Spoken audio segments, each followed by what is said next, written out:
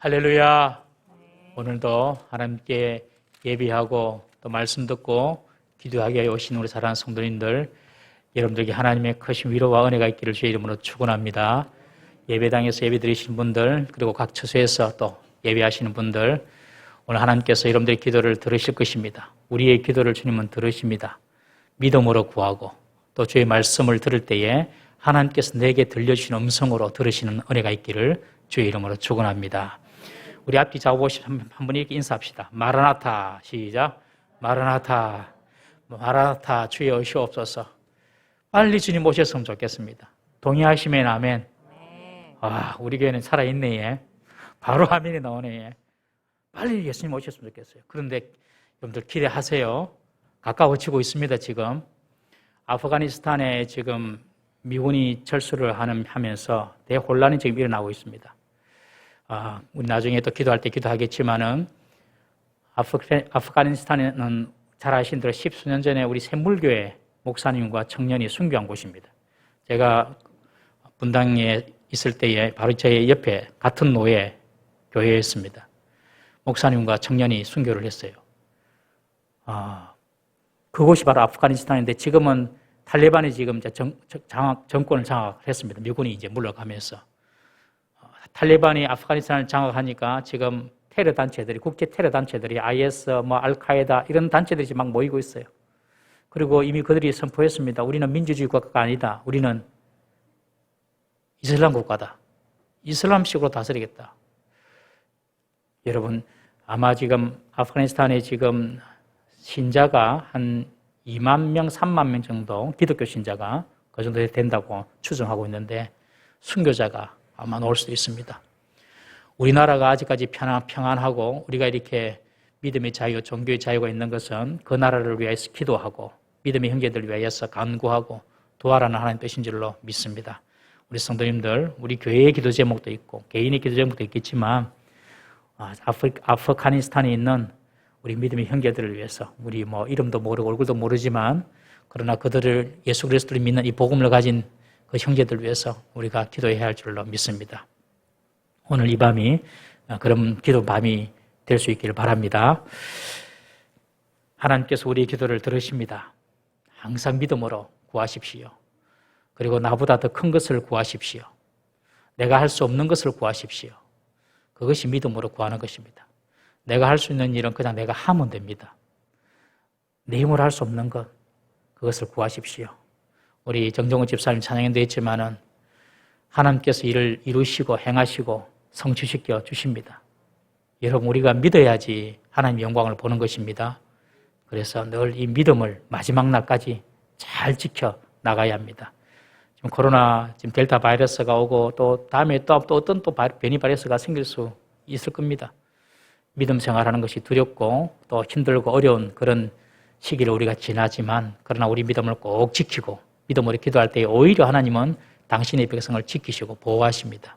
믿으시고 오늘도 하나님의 말씀을 들으시고 뜨겁게 기도하는 밤 되기를 주의 이름으로 축원합니다. 하나님 말씀 사사기 16장 18절에서 31절 말씀입니다. 사사기 16장 18절에서 31절까지 일단 펴놓으십시오. 오늘은 이제 이스라엘의 12번째 사사, 마지막 사사 삼손이죠. 삼손의 마지막 이야기입니다. 사사기의 하이라이트라고도 볼 수 있습니다. 하이라이트입니다. 삼손 12사사 중에서 마지막 사사, 삼손의 이야기로 말미암아 사사기의 진짜 이야기는 끝이 납니다. 다음 주부터 또 사사기 17장부터는 사사기의 어떤 부록이라고 이야기할 수 있는 책이거든요. 사사의 이야기는 오늘로서 끝이 나는 것입니다. 그런데 마지막 사사 삼손의 인생 결말은 잘 아시는 대로 슬픔과 고통과 비운으로 끝이 나고 맙니다. 여러분, 우리는 누구든지 인생의 마지막을 향해서 살아갑니다.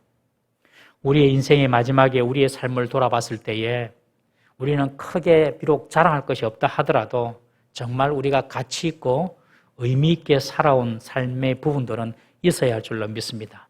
특히 하나님께서 나에게 주신 은사와 능력, 이것들을 하나님의 나라를 위하여서 어떻게 내가 성실하게 사용했는가, 하나님께서 우리를 보시고 그것을 칭찬한다면 우리는 아마 성공한 인생이 될 것입니다. 하나님께서 칭찬하시는 인생, 그런 인생을 우리가 살아야 되지 않겠습니까?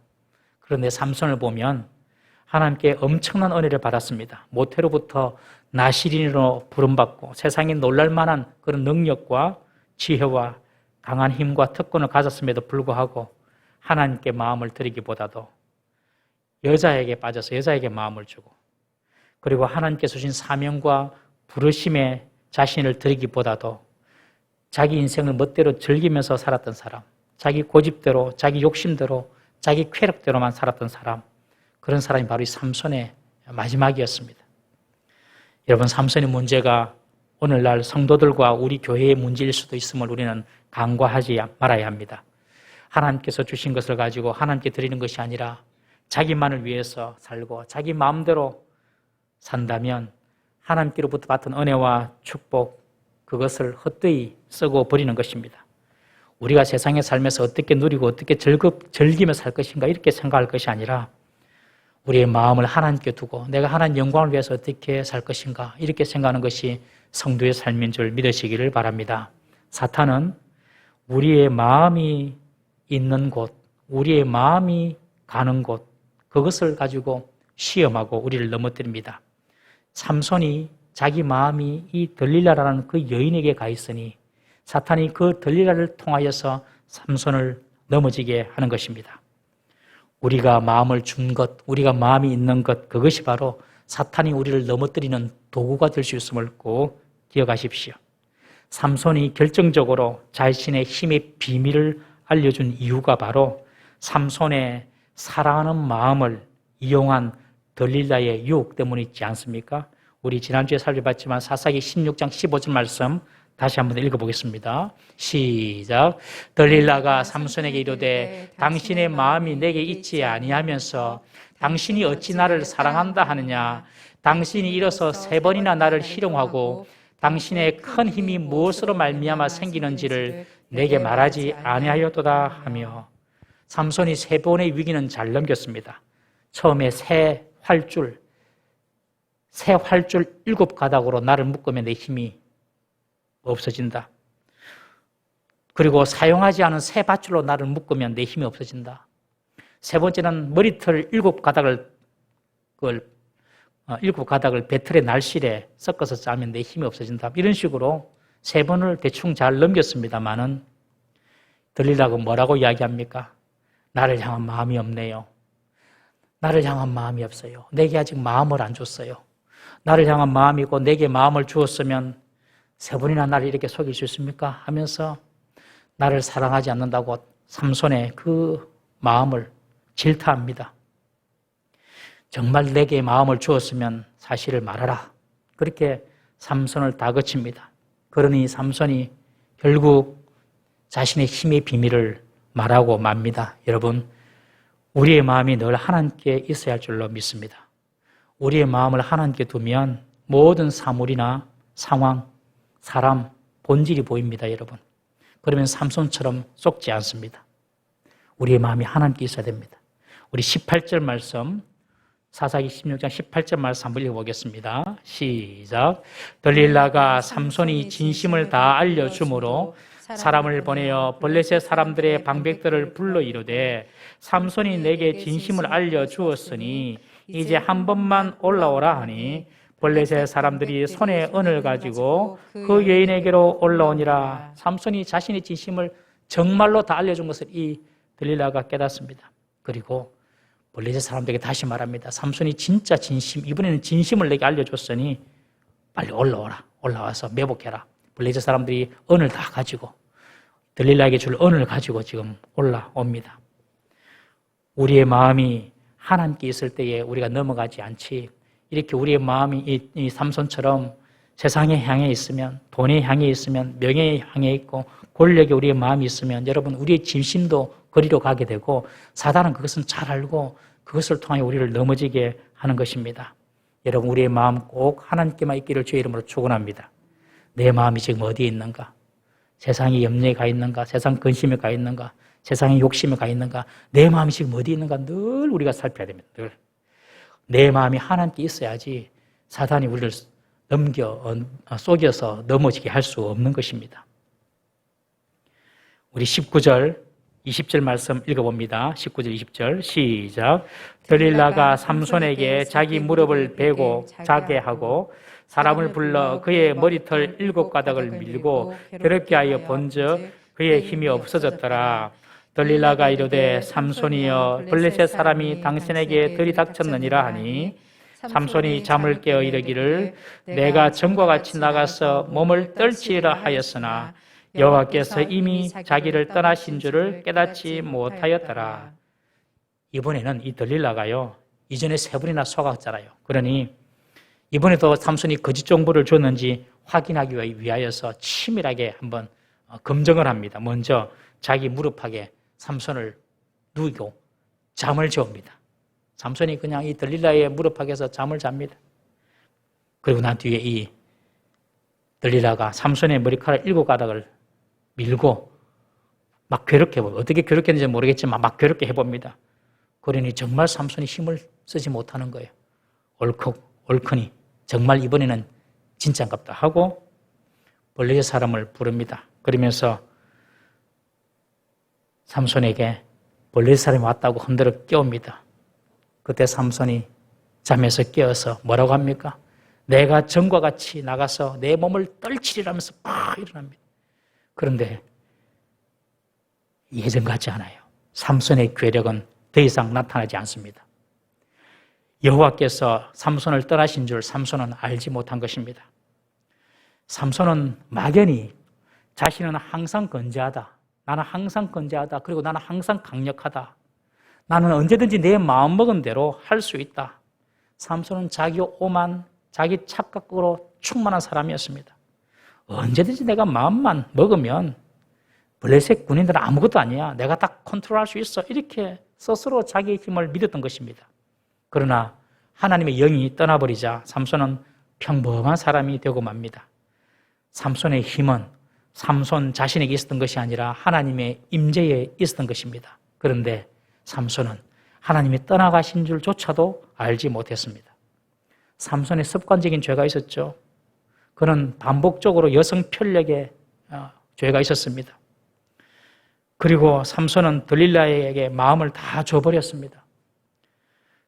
습관적인 죄를 삼손이 계속 짓다 보니 하나님 옆에 계시는지 계시지 않는지도 느끼지 못하고 자기 마음을 들릴라에게 다 줘버리니 하나님의 임재를 그는 느끼지 못하는 겁니다. 영적으로 아주 어두워졌다는 것이죠. 하나님이 지금 나와 함께 하신다, 함께 하지 않으신다, 이걸 느끼지 못하는 겁니다.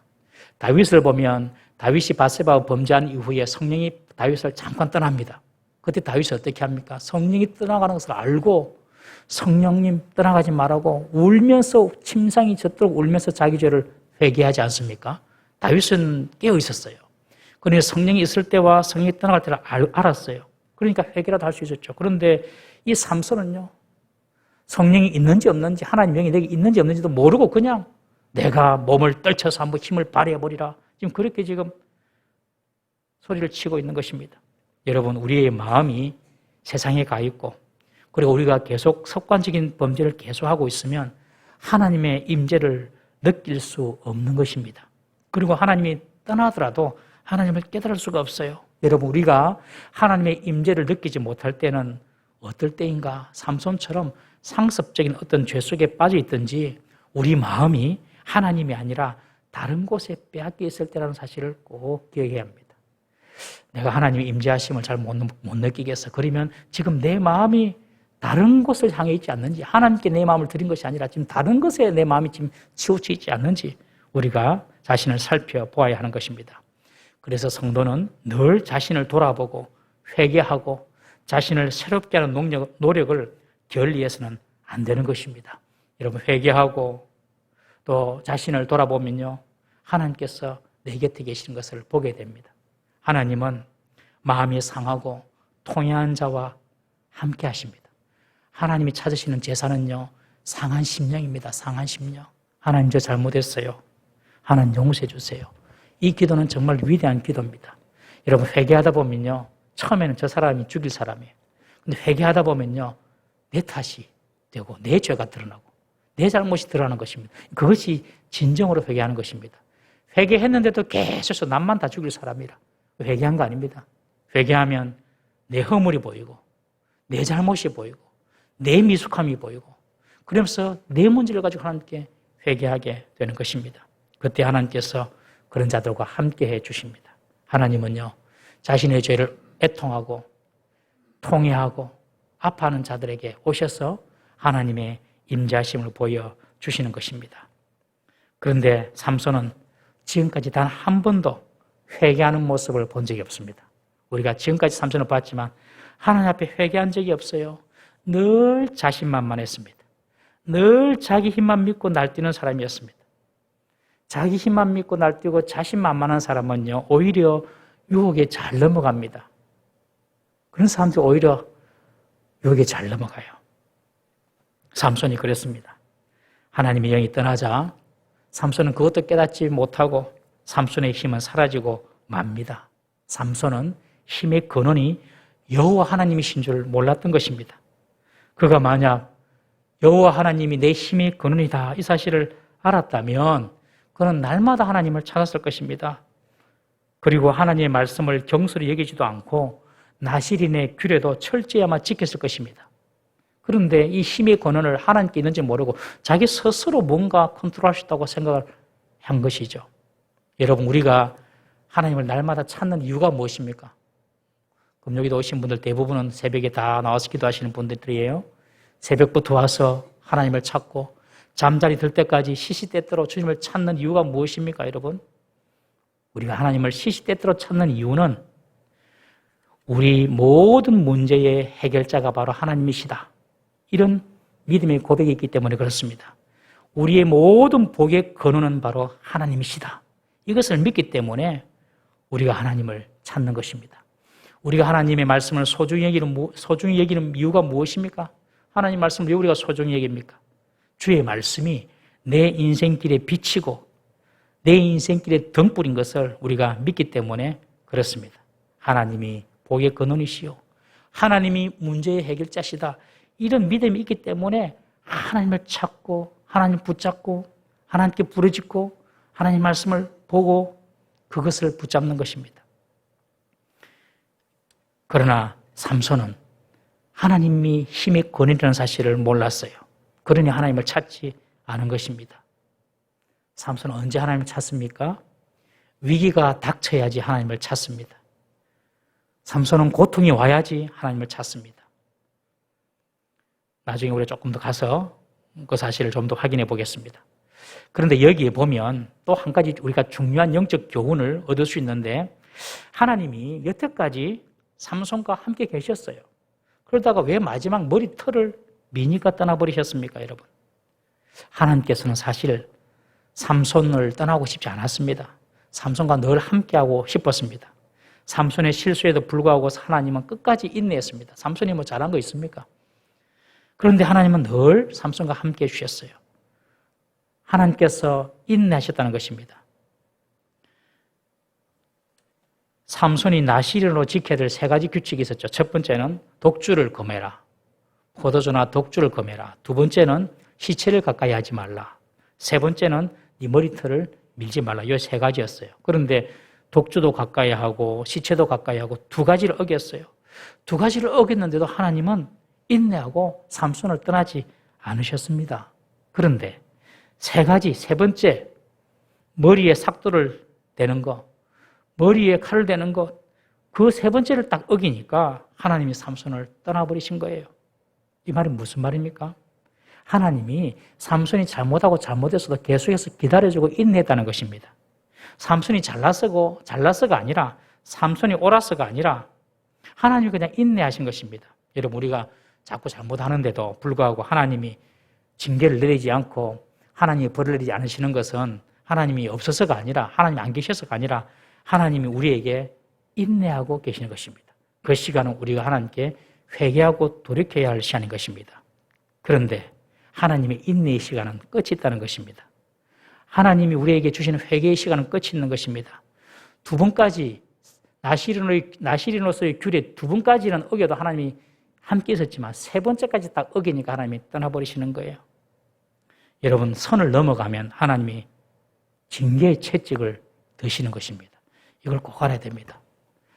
잘못해도요, 하나님이 봐주세요. 봐준다기보다도 인내하시는 거예요. 회개하기를 기다리는 거예요. 근데 또 잘못하고 또 잘못하고 또 계속하고 그러면 하나님이 그때는 오늘 삼손처럼 떠나버리시는 거예요. 꼭 기억하십시오, 여러분. 하나님의 인내의 마지노선을 넘어서는 안 되는 것입니다. 삼손은 나시린으로 지켜야 할 세 가지 규례를 모두 범해버렸습니다. 그러니 하나님이 떠나버리시고 삼손은 힘을 잃고 사로잡히게 됩니다. 하나님의 마지노선을 지키는 방법이 있습니다. 그것은 날마다 자신을 돌아보고 회개하고 돌이키는 것입니다. 우리 시편 7편 12절 말씀 보겠습니다. 시편 7편 12절 시작. 사람이 회개하지 아니하면 그가 그의 칼을 가시며 그의 활을 이미 당기어 예비하셨도다. 얼마나 무서운 말입니까, 여러분? 회개하지 않는 자에게는요, 하나님께서 칼을 지금 갈고 있다는 거예요. 회개하지 않는 자에게는요, 하나님께서 활을 이미 당기셨어요. 놓으면 그냥 날아가는 겁니다. 그런데 아직까지 괜찮아요.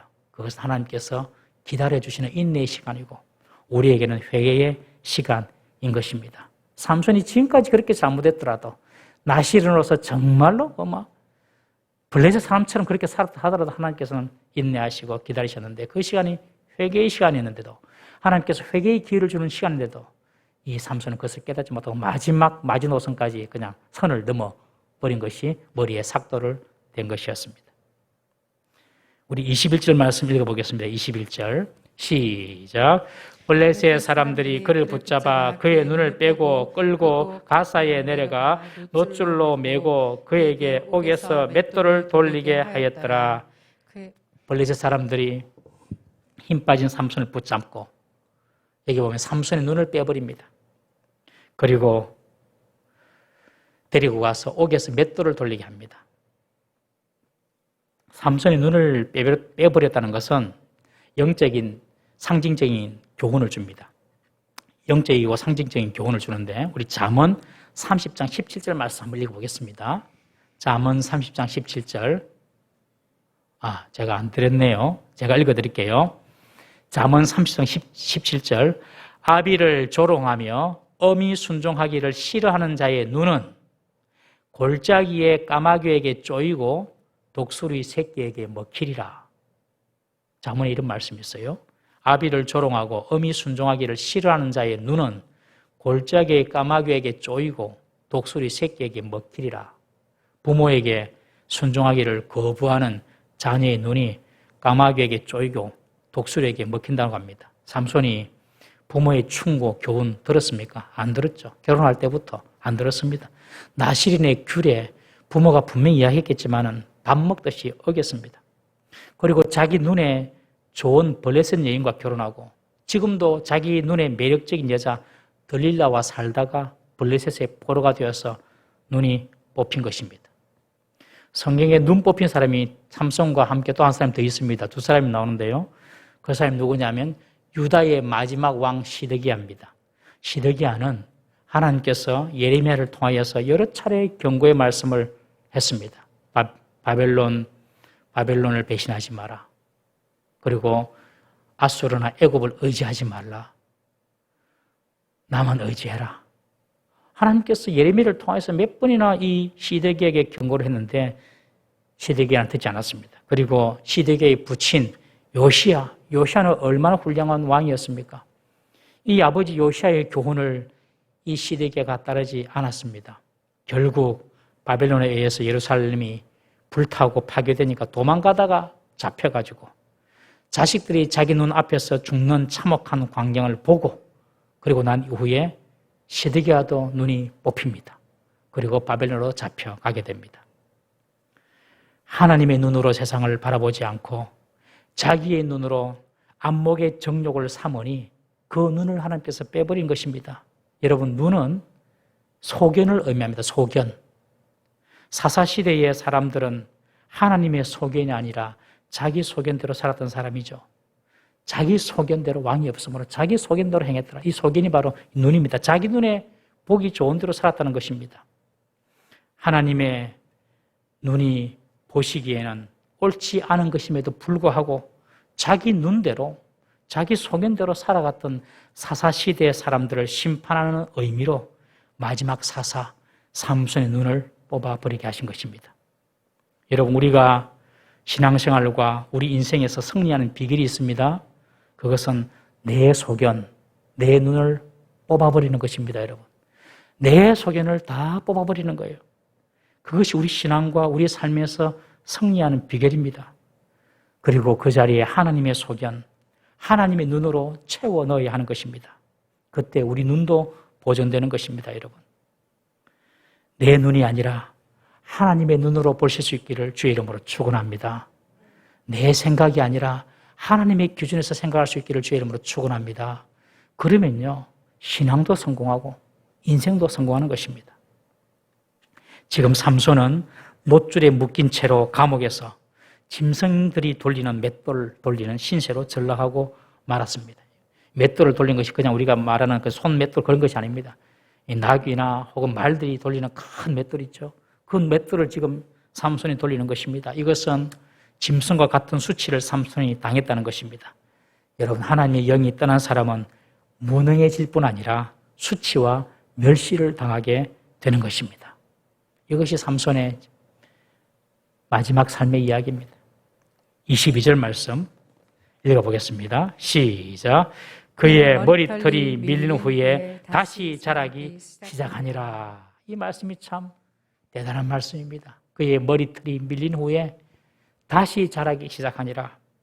이 말씀은 머리 깎으면 당연히 머리가 나지 뭐 이런 말을 하려고 하는 것은 아닙니다. 머리털은 삼손의 힘의 근원을 상징하는 은유입니다. 머리털이 다시 자라났다는 것은 비록 삼손이 이제 머리털을 빌리고 하나님의 영이 떠나 힘을 잃고 감옥에 갇혀서 비참한 처지에 놓여 있었다 하더라도 하나님의 은총과 도우심이 완전히 떠나지 않았음을 상징하는 표현입니다. 그것이 바로 머리털이 다시 자라기 시작했다라는 의미입니다. 감옥 속에서 삼손은요, 육신의 눈을 잃어버렸습니다.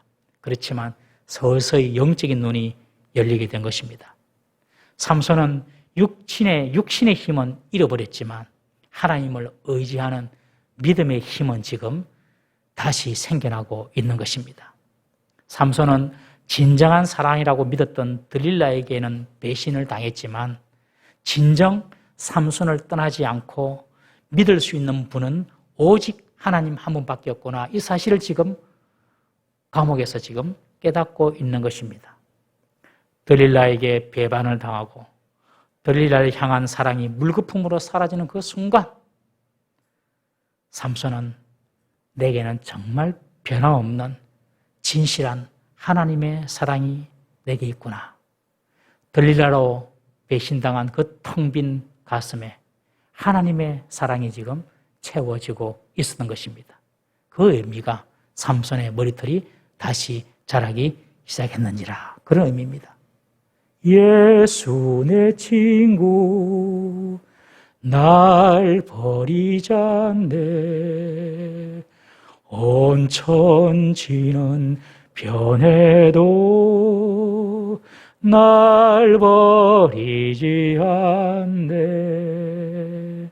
여러분 믿습니까? 다 나를 버릴지라도 주님은 나를 버리지 않습니다, 여러분. 삼손이 비로소 중심에서부터 하나님을 다시 찾고 하나님을 부르기 시작하자 머리카락이 자라기 시작했다는 그런 뜻입니다. 삼손은 지금 주님의 임재의 권능을 조금씩 회복하고 있는 것입니다. 여러분, 이것이 바로 복음입니다. 복음. 철석같이 믿었지만 돈 때문에 배신하는 들릴라나 자기의 이익을 따라 배신하는 이 세상의 어떤 사람과 달리 하나님은 변함없이 진실하게 삼손 옆에 계시고 삼손이 넘어진 그 자리, 그 옥에서, 그 실패의 자리에서, 그 후회의 자리에서 다시 새로운 기회를 주시는 분, 그분이 바로 하나님이시고 그분이 복음이 말하는 변함없는 하나님의 헤세드의 사랑인 줄 믿으시기를 바랍니다. 여러분, 하나님의 은혜가 시작이 되면요, 그 어떤 실패자라도 다시 시작하고 다시 일어설 수 있습니다. 우리의 실수와 실패와 어리석음을 통해서 우리가 난관에 부딪혀 있을지라도 그곳에서 삼손처럼 정말 내가 믿을 만한 분이 들릴라가 아니라 하나님이구나. 정말 내가 의지할 것이 내 힘이 아니라 여호와 하나님이구나. 여러분, 이 사실이 정말 믿어진다면 그때가 바로 삼손의 머리털이 자라난 것, 다시 자라난 것처럼 우리를 향하신 하나님의 은혜가 다시 시작되는 시작점인 것을 여러분 믿으시기를 바랍니다. 정말 하나님만 보여야 됩니다. 삼손이 지금 그렇게 되는 것입니다. 내게는 정말 하나님밖에 없구나. 우리 23절부터 27절까지 함께 읽어보겠습니다. 시작. 블레셋 사람의 방백들이 이르되 우리의 신이 우리 원수 삼손을 우리 손에 넘겨주었다 하고 다 모여 그들의 신 다곤에게 큰 제사를 드리고 즐거워하고 백성들도 삼손을 보았으므로 이르되 우리의 땅을 망쳐놓고 우리의 많은 사람을 죽인 원수를 우리의 신이 우리 손에 넘겨주었다 하고 자기들의 신을 찬양하며 그들의 마음이 즐거울 때에 이르되 삼손을 불러다가 우리를 위하여 제주를 부리게 하자 하고 옥에서 삼손을 불러내어 삼손이 그들을 위하여 제주를 부리니라. 그들이 삼손을 두 기둥 사이에 세웠더니 삼손이 자기 손을 붙던 소년에게 이르되 나에게 이 집을 버틴 기둥을 찾아 그것을 의지하게 하라 하니라. 그 집에는 남녀가 가득하니 블레셋 모든 방백들도 거기에 있고 지붕에 있는 남녀도 3,000명 가량이라. 다 삼손이 제주 부리는 것을 보더라. 삼손을 잡은 블레셋 사람들이 신이 나서 신전에서 바알신에게 제사를 드리면서 잔치를 합니다. 너무너무 신이 났어요. 그리고 우리를 괴롭게 한 저 삼손을 잡아드리자 하면서 제사를 드리고 난 이후에 삼손을 옥에서 데리고 옵니다. 데리고 와가지고 삼손으로 하여금 제주를 부리게 하는 것입니다. 삼손은 온갖 웃음거리와 조롱거리로 전락하고 맙니다. 우리 28절 말씀 읽어보겠습니다. 28절 시작. 삼손이 여호와께 부르짖어 이르되 주 여호와여 구하옵나니 나를 생각하옵소서. 하나님이여 구하옵나니 이번만 나를 강하게 하사 나의 두 눈을 뺀 블레셋 사람에게 원수를 단번에 갚게 하옵소서 하고, 이 삼손의 마지막 피 맺힌 기도인데 우리 한 번 더 읽읍시다. 한 번 더. 자, 한 번 읽어봅시다. 시작. 삼손이 여호와께 부르짖어 이르되 주 여호와여 구하옵나니 나를 생각하옵소서. 하나님이여 구하옵나니 이번만 나를 강하게 하사 나의 두 눈을 뺀 블레셋 사람에게 원수를 단번에 갚게 하옵소서. 여러분, 이 삼손의 마음이 10,000분의 1이라도 느껴지나요? 10,000분의 1이라도? 마지막으로 함께 기도합니다. 부르짖으며 기도합니다. 하나님, 이번만 나를 강하게 해주십시오. 그래서 저 블레셋 원수들을 단번에 내가 갚게 해 주십시오. 삼손이 부르짖으며 하나님께 한 번만 더 기회를 달라고, 한 번만 더 힘을 달라고 간절하게 기도합니다. 우리의 기도가 이렇게 간절하게 드리는 기도가 되어야 할 줄로 믿습니다. 간절하게 드리는 기도가 되어야 됩니다. 그런데 보면 삼손이요, 기도하는 장면을 보면 단 2번 나와요. 단 2번. 삼손이 12사사 중에서 가장 많은 분량을 차지한 사사거든요. 13장부터 16장까지 4장에 걸쳐서 삼손 이야기만 했습니다.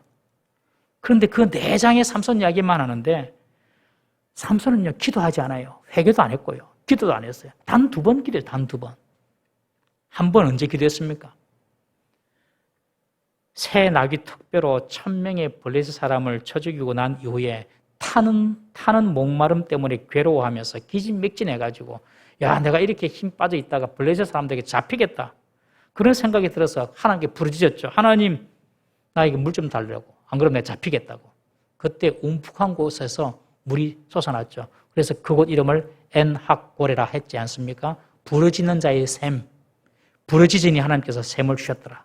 여러분, 우리가 주님께 부르짖으면요, 주님께서 막혔던 모든 곳에서 샘이 터져나오는 역사가 있을 줄 믿으시기 바랍니다. 이 믿음 갖고 기도해. 이 믿음 가지고. 그것이 에나꼬레의 샘입니다. 그때 한 번 기도했습니다. 처음으로 한 게 처음으로. 두 번째가 오늘 본문입니다. 눈이 뽑혀가지고 고통과 조롱과 수치 속에 있을 때 이때 마지막으로 다시 하나님께 부르짖어서 한 번만 내게 힘을 주십시오 하고 하나님께 기도하는 이 삼손.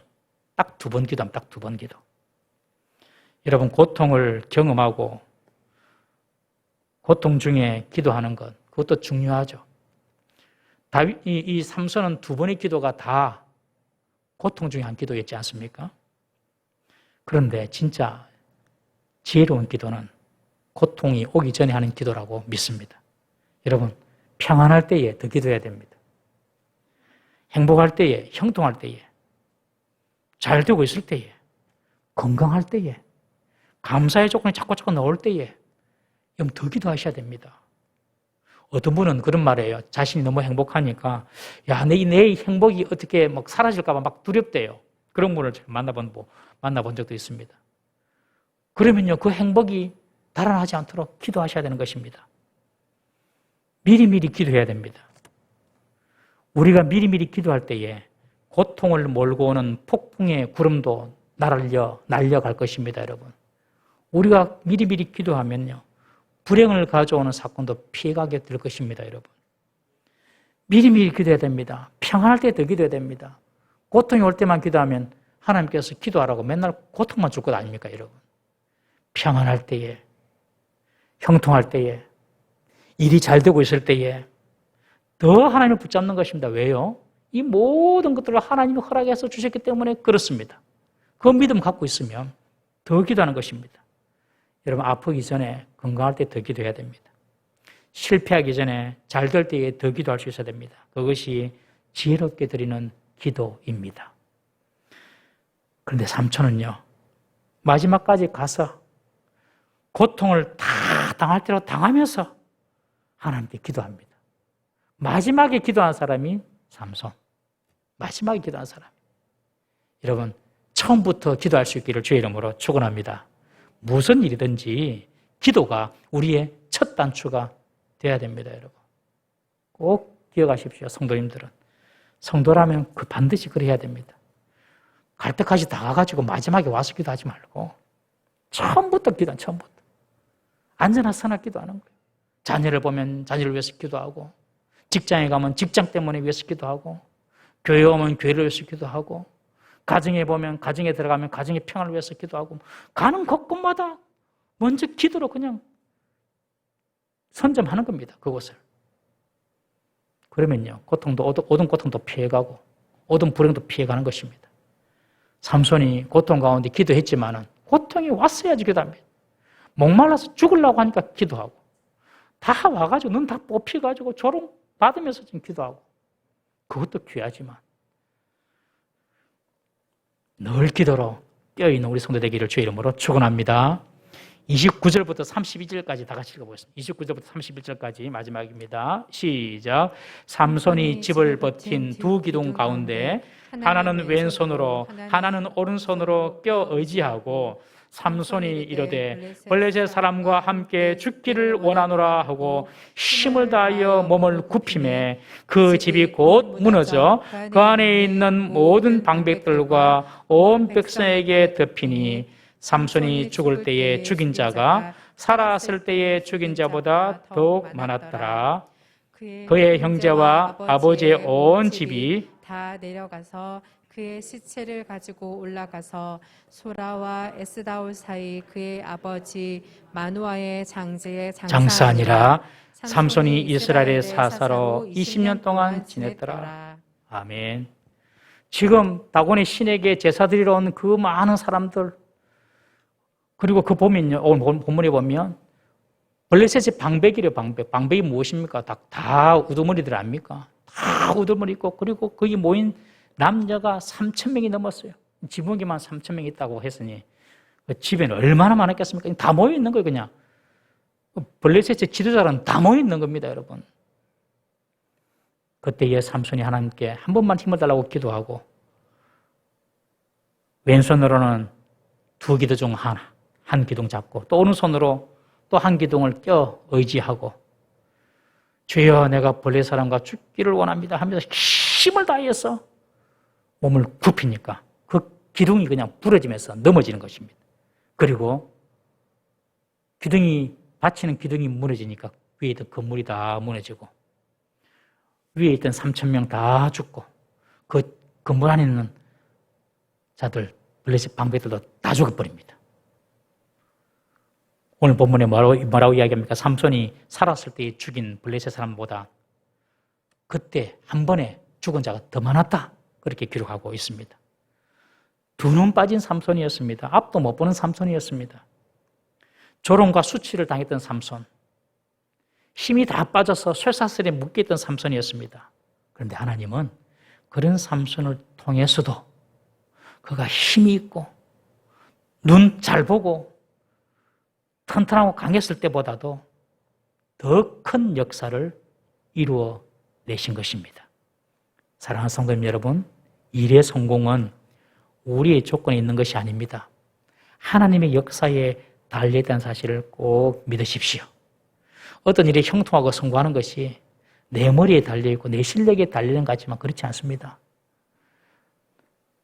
하나님의 역사, 하나님의 일하심에 달려있다니까요. 교회 부흥도 마찬가지입니다.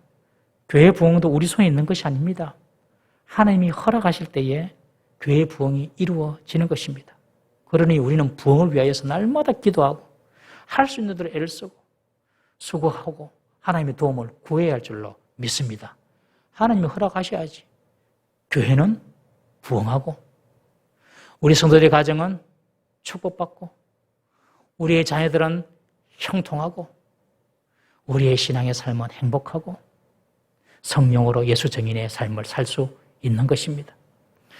삼손이 살았을 때 행했던 그 업적보다도 마지막 그 힘이 없고 거의 장애가 된 그 상태에서 생전에 죽인 블레셋 사람보다 더 큰 업적을 이룬 이 삼손을 볼 때 하나님이 하시는구나. 한번 따라해 볼까요? 하나님이 하시는구나. 이 사실을 철저히 믿으시는 우리 성도 되시기를 주의 이름으로 축원합니다. 하나님이 하신 줄 알아야지 하나님을 찾는 것입니다, 여러분. 내가 한다고 생각하면 내가 합니다. 내가. 하나님 안 찾습니다. 하나님 안 찾고 뭐 하는 분들은 전부 다 내가 뭐 하겠다는 것입니다. 전부 다 잘못된 것입니다. 하나님이 하십니다. 직장도, 사업도, 학생들 공부도 다 하나님이 성공하게 해 주셔야지 성공할 수 있는 것입니다. 죽을 때가 됐어야, 자기 눈이 뽑히고 났어야 삼손은 처음이자 마지막으로 하나님 앞에서 진실하게 쓰임 받았습니다. 비극입니다. 비극. 참 슬픕니다. 이겼지만은 슬픕니다. 사사들 중에서 유일하게 적들과 함께 죽은 사사, 그 사사가 바로 삼손입니다. 여러분, 하나님은 삼손이 죽지 않고도 3,000명 이상의 블레셋 사람을 다 처리할 수 있었습니다. 그러나 삼손이 나시린의 규약을 깨뜨리고 자기 눈에 좋을 대로 여인을 취하고 하나님의 계명을 무시하자 삼손은 결국 자신의 죽음을 통하여 하나님의 뜻을 이루는 비운의 사사가 된 것입니다. 여러분, 하나님의 일은요, 사람과 관계없이 성취됩니다. 꼭 기억하십시오. 하나님의 일은요, 사람과 관계없이 하나님의 일을 이루세요. 그러나 그 사람은 자신의 행위대로 하나님으로부터 평가받는다는 사실을 꼭 기억해야 합니다. 보상을 받든지 징벌을 받든지 그 자신은 하나님 앞에서 꼭 보상을 받든지 징벌을 받든지 하는 것입니다. 하나님은 오늘도 당신의 계획을 스스로 성취시켜 나갑니다. 그 속에 우리를 두셔서 우리를 사용해 나가십니다. 우리가 순종하든지 불순종하든지 하나님은 그것과 관계없이 당신의 계획을 이루어 나가시는 것입니다.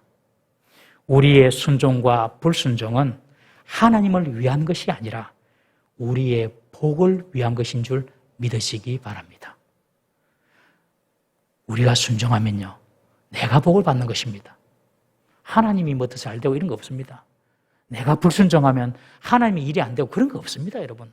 하나님이 당신에 대해 다 아십니다. 그런데 내가 불순종하면 내가 복을 받지 못하는 것입니다, 여러분.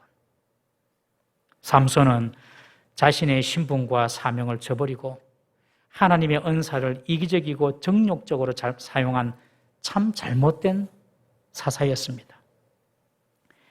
여러분, 우리는 이 멸망할 세상에서 택함받아 예수 그리스도의 보혈로 구원받은 하나님의 백성이요 하나님의 자녀입니다. 이 구원은요, 돈으로 값으로 살 수 없는 자격이고 신분인 것입니다. 마치 나실인의 삼손처럼 우리는 선택받은 사람들입니다. 이런 우리가 하나님께서 내게 주신 분깃들, 하나님께서 내게 주신 그 분복들을 어떻게 사용할지 우리는 결단해야 합니다.